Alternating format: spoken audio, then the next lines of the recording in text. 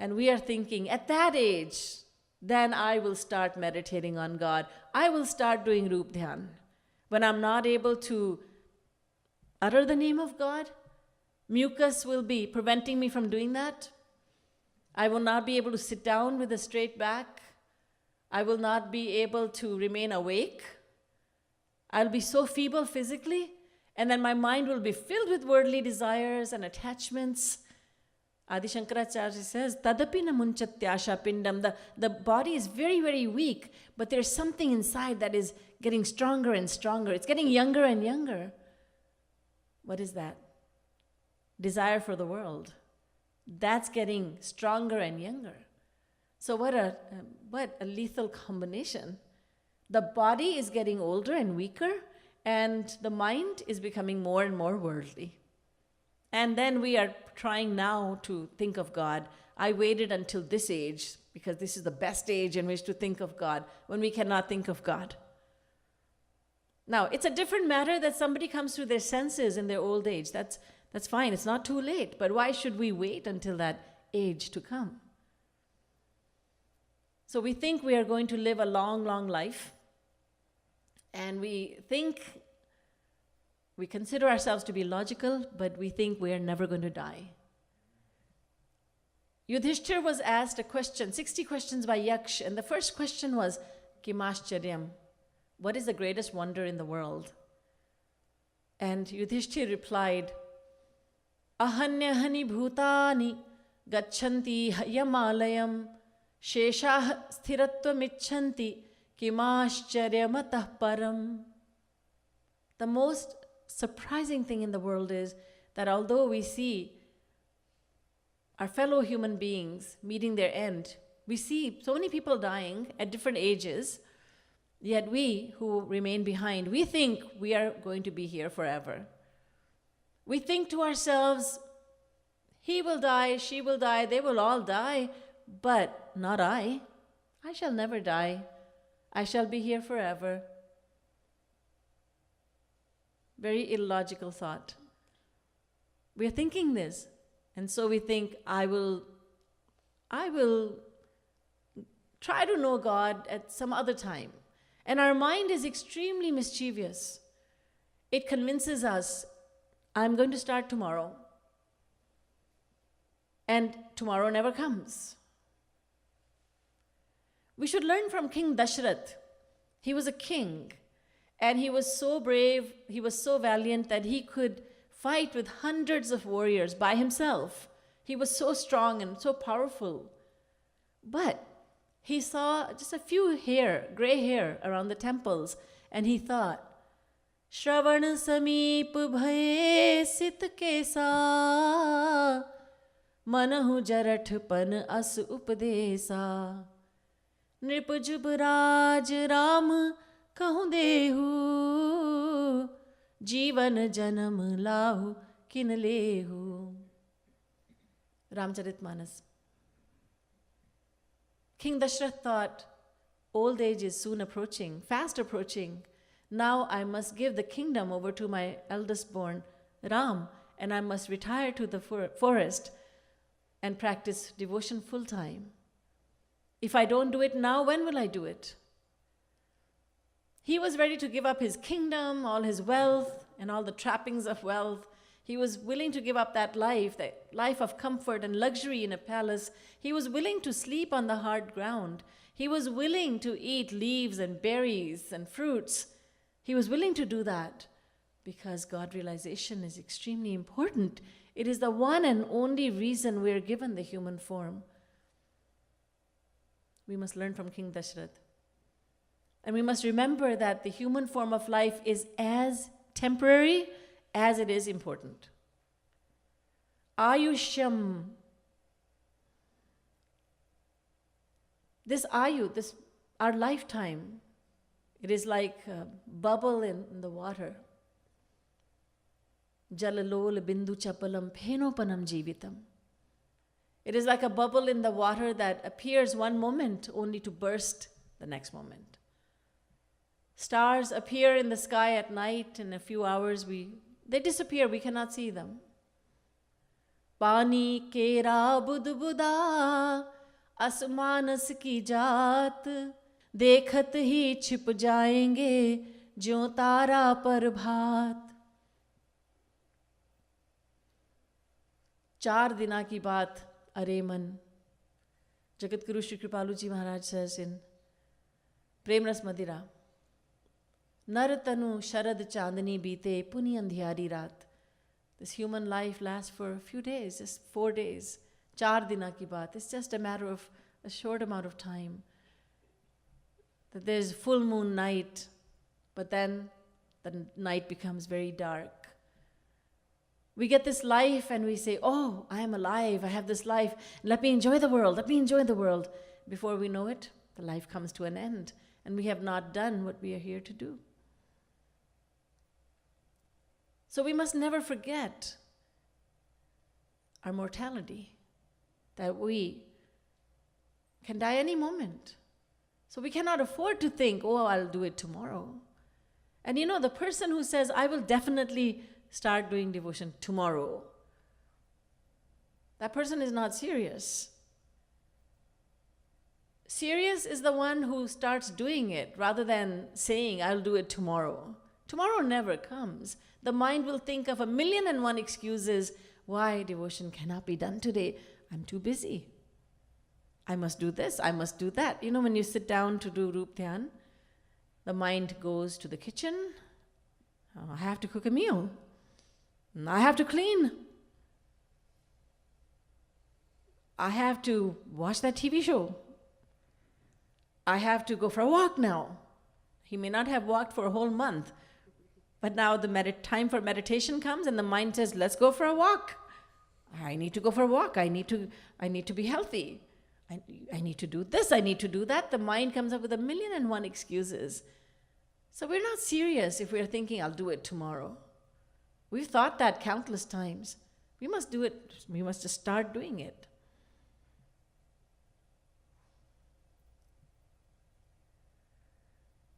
So we must not only understand the rarity of human birth and the incredible importance of human form of life, we must also understand that this life is very short. People used to live for hundreds of thousands of years in Satyug. Then it was tens of thousands in Treta Yuga. In Dwapar Yuga, it was thousands. But now, if someone reaches the age of 100, then that is a very rare thing. The president of the country may send congratulatory note, or the prime minister, depending on the country you're living in. You are being recognized as someone who has done the nearly impossible thing. You have crossed 100. You have reached your 100th birthday. We don't have a very long life. So this rare form of life, rarest form of life, the most important form of life, this human form of life is like, it's a diamond, but it's the Kohinoor diamond. How many Kohinoor diamonds are there in the world? 1, that's it. There's not too many, there's only 1, that's it. 1 Kohinoor diamond, that's like this human form of life. There was a fisherman, he went out to fish early in the morning. He went to the lake and he cast his net, but he could not see anything.